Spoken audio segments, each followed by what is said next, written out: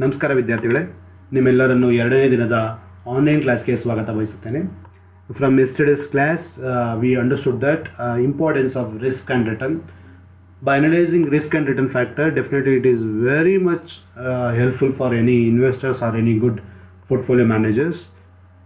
With the same intention, yesterday I have explained about return and risk. As I already told you, every investment, it has its own risk and return factors. As a good investor, before investing or after investing, we need to analyze the risk factor associated with the asset and take a wise decision about the investment. And also yesterday I have explained about expected return, how to calculate the expected return, and how to calculate the standard deviation for returns. This is the problem. Yesterday I have explained you and shown you how to compute the standard deviation. With the same pattern, assignment I have given to you. This is the assignment question. Hope you have completed your assignment. Here in this problem, they have given 6 years returns. For 6 years period, problem is asking us to find out the deviation. Let's see how to find out the standard deviation for these returns. Firstly, we need to calculate the average for this return. How to find the average? It is just add up all returns like 15 plus 12 plus 20 plus minus 10 plus 14 plus 9. You will get 60. You just divide the 60 by number of years, that is 6. 60 divided by 60, it is 10. Next step is to find out the deviation. How to find the deviation? It is just subtract the return by average. For every year you need to subtract the values with 10, that is 15 minus 10, it is 5. 12 minus 10, it is 2. 20 minus 10 is 10. Likewise, you need to subtract the return by the average. Second step is you will find the deviation. After that, third step is you need to find out the square of the deviation. Square of the deviation. That is, you need to square the deviation. That is 5 into 5, 25. 2 into 2, 4. 10 into 10, 100. Likewise, you need to square the deviation and find out the total of the square of deviation. If you find the square of deviation, it is very easy for us to calculate the variance. Variance is equal to total of square deviation divided by n minus 1. That is 546 divided by 6 minus 1. It is 109.2. After finding variance, it is very easy to find out the standard deviation. Standard deviation formula is just square root of variance. You just find the square root for the variance. That is 109.2. Now variance is to 10.44. The answer is standard deviation is equal to 10.44. Yesterday I have already explained, higher the standard deviation, higher the dispersion of the series or of any values compared to its mean value. So answer for this assignment question is standard deviation is equal to 10.44%. Now we will move on to the new pattern of problem where returns is given as well as the probability of occurrence is given. That is, probability distribution is given. For this problem, it is also very easy. It is very easy. Easily you can find the solution. Let's see how to find the standard deviation for the returns having the probability of occurrence. ನೀವು ಹಳೆ problem ನೋಡಿದ್ರಿ, it is just return ಕೊಟ್ಟಿದ್ರು. ಈ ಪ್ರಾಬ್ಲಮಲ್ಲಿ return with probability of occurrence ಕೊಡ್ತಾನೆ ಅಥವಾ probability distribution ಕೊಡ್ತಾನೆ. ಇಲ್ಲಿ ಮಾಡಬೇಕಾಗಿರೋದು ಮೊದಲನೇ ಸ್ಟೆಪ್ಪಲ್ಲಿ ಪ್ರಾಬಬಿಲಿಟಿ ಮತ್ತು ರಿಟರ್ನ್ನ ಎರಡನ್ನು ಬರ್ಕೊಂಡು ನೆಕ್ಸ್ಟ್ ಸ್ಟೆಪ್ಪಲ್ಲಿ ನೀವೇನು ಮಾಡಬೇಕು, ಈ ಎರಡನ್ನು ಮಲ್ಟಿಪ್ಲೈ ಮಾಡಬೇಕು. That is 0.05 into -25. ಅವಾಗ ನಿಮ್ಗೆ ಎಷ್ಟು ಸಿಗುತ್ತೆ, -1.25. ಹೀಗೆ you need to calculate each years product. It means probability ಮತ್ತು ಅದರ ರಿಟರ್ನ್ನ ಮಲ್ಟಿಪ್ಲೈ ಮಾಡ್ತಾ ಬನ್ನಿ. ಆಗ ಬರೋದೇ 16.25. ಅಂದರೆ ಅದನ್ನೆಲ್ಲ ಕೂಡಿದಾಗ ನಿಮ್ಗೆ ಬರೋದು 16.25. ಈ 16.25 ನಾವೇನಂತೀವಿ, ಎಕ್ಸ್ಪೆಕ್ಟೆಡ್ ರಿಟರ್ನ್ ಅಂತ ಹೇಳ್ತಾರೆ ಅಲ್ವಾ. ನೆಕ್ಸ್ಟ್ ಸ್ಟೆಪ್ಪಲ್ಲಿ ಡಿವಿಯೇಷನ್ನ ಕಂಡುಹಿಡಿಯಬೇಕು. ಡಿವಿಯೇಷನ್ ಕಂಡುಹಿಡಬೇಕಂದ್ರೆ ನಿಮ್ಗೆ ಗೊತ್ತಲ್ವಾ, ಇದನ್ನು ಮಾಡಬೇಕಾದ್ರೆ ಏನು ಮಾಡಬೇಕು, we need to subtract the return from expected return. That is -25 minus 16.25. ಆವಾಗ ಎಷ್ಟಾಗುತ್ತೆ ನೋಡಿ, -41.25 ಆಗುತ್ತೆ. ಹೀಗೆ ಎಲ್ಲ ರಿಟರ್ನನ್ನು ನಾವು ಅದು ಎಕ್ಸ್ಪೆಕ್ಟೆಡ್ ರಿಟರ್ನಿಂದ ಮೈನಸ್ ಮಾಡ್ತಾ ಬರಬೇಕು ಅಲ್ವಾ. ನೀವು ನೋಡಿ 35 - 16.25 ಇಸ್ 18.75. ಸೊ ಡಿವಿಯೇಷನ್ ಗೊತ್ತಾಯ್ತಲ್ವಾ. ನೆಕ್ಸ್ಟ್ ಸ್ಟೆಪ್ ಈಸ್ ಅದನ್ನು ಸ್ಕ್ವಯರ್ ಮಾಡೋದು, ಡಿವಿಯೇಷನ್ನ ಸ್ಕ್ವಯರ್ ಮಾಡೋದು. ದಟ್ ಈಸ್ 41.25 ಇಂಟು 41.25ನ ಸ್ಕ್ವಯರ್ ಮಾಡೋದು. ಸ್ಕ್ವಯರ್ ಮಾಡಿದ್ಮೇಲೆ ನೆಕ್ಸ್ಟ್ ಸ್ಟೆಪ್ ಹಾಗೆ ನೀವು ಎಲ್ಲ ವ್ಯಾಲ್ಯೂಸ್ಗೂ ನೀವು ಸ್ಕ್ವಯರ್ ಮಾಡ್ತಾ ಬರಬೇಕು. ಫ್ರಮ್ 41.25ಇಂದ ಲಾಸ್ಟ್ ವ್ಯಾಲ್ಯೂಸ್ ತನಕ ನೀವು ಎಲ್ಲದಕ್ಕೂ ನೀವೇನು ಮಾಡಬೇಕು, ಡಿವಿಯೇಷನ್ನ ಸ್ಕ್ವಯರ್ ಮಾಡ್ತಾ ಬನ್ನಿ. Next step is product. It is important. C year ಏನು ಮಾಡ್ತೀವಿ ನಾವು, ಪ್ರಾಬಬಿಲಿಟಿ ಇಂಟು ಸ್ಕ್ವಯರ್ಡ್ ಡಿವಿಯೇಷನ್ ಮಾಡ್ತೀವಿ. ಅದರ ಅರ್ಥ ಏನು, 0.05 ಇಂಟು 1701.56 ಜೊತೆ ಮಲ್ಟಿಪ್ಲೈ ಮಾಡಿದಾಗ ನಮಗೆ ಬರುತ್ತೆ 85.08. It is very important. ನೋಡಿ ಇಲ್ಲಿ ಏನು ಮಾಡಬೇಕು ನೀವು, ಸ್ಕ್ವಯರ್ ಡಿವಿಯೇಷನ್ ಬಂದಿರುತ್ತಲ್ಲ ಅದರ ಜೊತೆ ಪ್ರಾಬಬಿಲಿಟಿನ ಅದರ ರೆಸ್ಪೆಕ್ಟಿವ್ ಪ್ರಾಬಬಿಲಿಟಿ ಜೊತೆ ನೀವು ಮಲ್ಟಿಪಲ್ ಮಾಡ್ತಾ ಬನ್ನಿ. ಮಲ್ಟಿಪಲ್ ಮಾಡಿದಾಗ ಅದನ್ನು ಒಟ್ಟಿಗೆ ಕೂಡಿದ್ರೆ ಅದೇ ವೇರಿಯನ್ಸ್. ಇಲ್ಲಿ ಒಟ್ಟಿಗೆ ಕೂಡೋದು ಅಂದರೆ ಏನಾಗುತ್ತೆ ನೋಡಿ, ಇವೆಲ್ಲ ವ್ಯಾಲ್ಯೂನು ಕೂಡಿದಾಗ ನಮಗೆ 274.69 ಬರುತ್ತೆ. ಇದನ್ನು ನಾವು ವೇರಿಯನ್ಸ್ ಅಂತ ಹೇಳ್ತೀವಿ. ನಿಮ್ಗೆ ಗೊತ್ತಲ್ವಾ, ವೇರಿಯನ್ಸ್ ಬಂದರೆ ಸ್ಟ್ಯಾಂಡರ್ಡ್ ಡಿವಿಯೇಷನ್ನ ಕಂಡುಹಿಡಿಯೋದು ಭಾಳ ಈಸಿ. ಸ್ಟ್ಯಾಂಡರ್ಡ್ ಡಿವಿಯೇಷನ್ ಫಾರ್ಮುಲಾ ನಿಮ್ಗೆ ಗೊತ್ತಲ್ವಾ, standard deviation is equal to square root of variance. So ಈ ಪ್ರಾಬ್ಲಮ್ ನೋಡಿದ್ರೆ 274.69ಗೆ ನೀವು ಸ್ಕ್ವೇರ್ ರೂಟ್ನ ಕಂಡುಹಿಡಿತೀರಾ. ಸ್ಕ್ವೇರ್ ರೂಟ್ ಕಂಡಿದ್ರೆ ಎಷ್ಟು ಬರುತ್ತೆ, standard deviation is equal to 16.57. So students, ನೆನ್ನೆ ಕೊಟ್ಟಂಥ ಪ್ರಾಬ್ಲಮ್ಗೂ ಈ ಪ್ರಾಬ್ಲಮ್ಗೂ ಏನು ವ್ಯತ್ಯಾಸ ಅಂದರೆ, ಕಳೆದ ಪ್ರಾಬ್ಲಮಲ್ಲಿ they have given only returns. ಇವತ್ತಿನ ಪ್ರಾಬ್ಲಮಲ್ಲಿ ಏನಾಗಿದೆ, ರಿಟರ್ನ್ ಜೊತೆಗೆ ಅದ್ರ ಜೊತೆ ಪ್ರಾಬಿಲಿಟಿ ಕೊಟ್ಟಿರ್ತಾರೆ. ಪ್ರಾಬಿಲಿಟಿ ಕೊಟ್ಟಾಗ it's very easy. We need to multiply with each other, then find a ಡಿವಿಯೇಷನ್ನ ಸ್ಕ್ವಯರ್ ಮಾಡ್ಕೊಳ್ಳಿ. ಸ್ಕ್ವಯರ್ ಆದ ಡಿವಿಯೇಷನ್ಗೆ ನಿಮ್ಮ ಪ್ರಾಬಿಲಿಟಿ ಜೊತೆ ಮಲ್ಟಿಪ್ಲೈ ಮಾಡಿ ಆ ಪ್ರಾಡಕ್ಟ್ನ ನೀವು ಕೂಡಿದ್ರೆ ನಿಮಗೆ ಬರೋದು 274.69. ಇದನ್ನು ನಾವು ವೇರಿಯನ್ಸ್ ಅಂತ ಹೇಳ್ತೇವೆ. ಸ್ಟ್ಯಾಂಡರ್ಡ್ ಡಿವಿಯೇಷನ್ನ ಫಾರ್ಮುಲಾ ನಿಮ್ಗೆ ಆಲ್ರೆಡಿ ಗೊತ್ತಿದೆ. It is a square root of variance. By doing this we found the answer 16.57.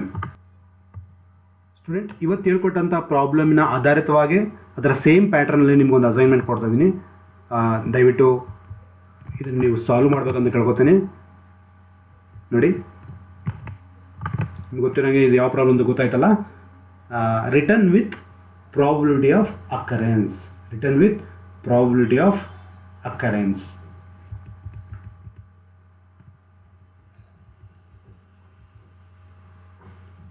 Okay, ಈ ಪ್ರಾಬ್ಲಮ್ನ ಸಾಲ್ವ್ ಮಾಡಿ ಅಂತ ಕೇಳ್ಕೊತೀನಿ. ಅದಾದಮೇಲೆ ಎರಡನೇ ಅಸೈನ್ಮೆಂಟ್ ಸೇಮ್ ಇದು ಅದೇ ರೀತಿ ರಿಟರ್ನ್ ಇದೆ, ಜೊತೆಗೆ ಪ್ರಾಬಿಲಿಟಿ ಆಫ್ ಅಕರೆನ್ಸ್ ಇದೆ. ಇದು ಯಾವುದು ಪ್ರೀವಿಯಸ್ ಇಯರ್ ಕ್ವಶನ್ ಪೇಪರಲ್ಲಿ ಕೂಡ ಬಂದಿದೆ. So try to concentrate on this video. It is just ನಾನು ಏನು ಹೇಳಿದ್ದೀನಿ ಅದನ್ನೇ ರಿಪಿಟೇಷನ್ ಇರುತ್ತೆ ಅಷ್ಟೇ.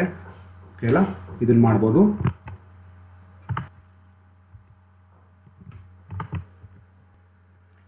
ಎರಡು ಅಸೈನ್ಮೆಂಟ್ ಇವತ್ತಿನ ದಿನಕ್ಕೆ ಕೊಡ್ತಾ ಇದ್ದೀನಿ. ದಯವಿಟ್ಟು ಇದನ್ನು ಸಾಲ್ವ್ ಮಾಡೋಕ್ಕೆ ಟ್ರೈ ಮಾಡಿ. ಆಯಿತಾ, ಯಾವುದೇ ಡೌಟ್ ಬಂದರೆ ನನ್ನ ವಾಟ್ಸಪ್ ನಂಬರ್ಗೆ ನೀವು ಮೆಸೇಜ್ ಮಾಡ್ಬೋದು.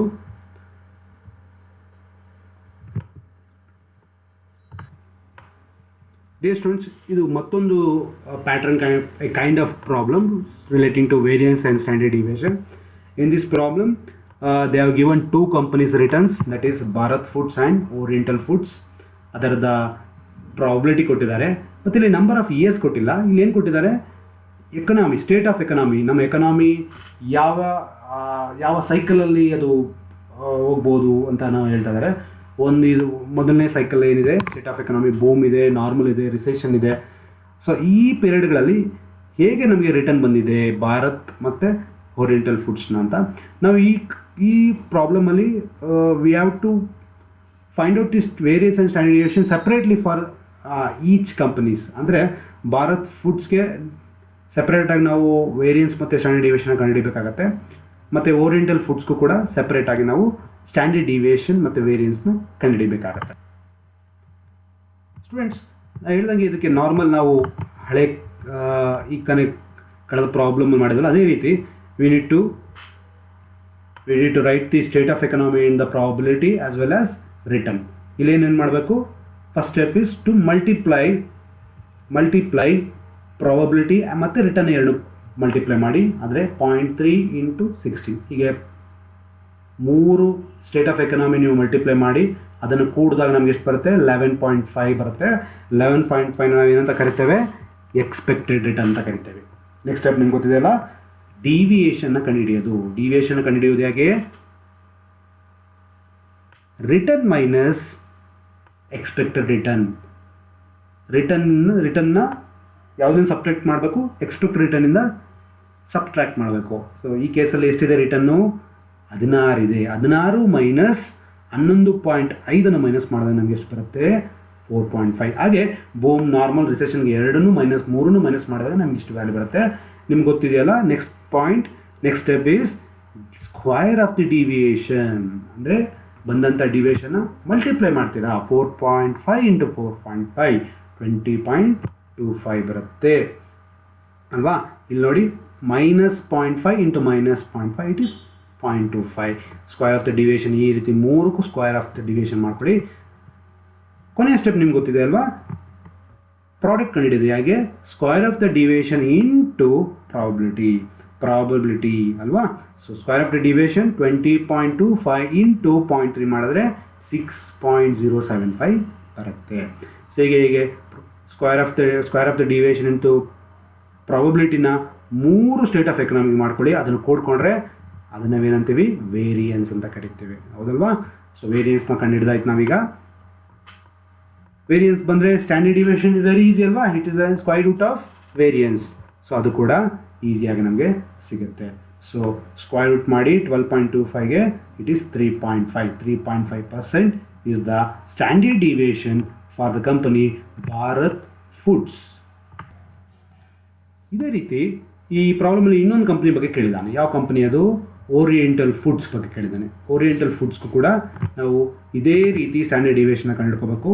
ಅದೇನೆಂದರೆ ಈ ಸ್ಟೆಪ್ಪಲ್ಲಿ ಏನು ಮಾಡ್ತೀವಿ, ಪ್ರಾಬಬಿಲಿಟಿ ಮತ್ತು ರಿಟರ್ನ್ನ 2 ಮಲ್ಟಿಪ್ಲೈ ಮಾಡ್ಕೊಂಡ್ವಿ, ಅದನ್ನು ಕೂಡಿದಾಗ ಬಂದಂಥ ಆನ್ಸರ್ಗೆ ಏನಂತೀವಿ ನಾವು, ಎಕ್ಸ್ಪೆಕ್ಟೆಡ್ ರಿಟರ್ನ್ ಅಂತೀವಿ.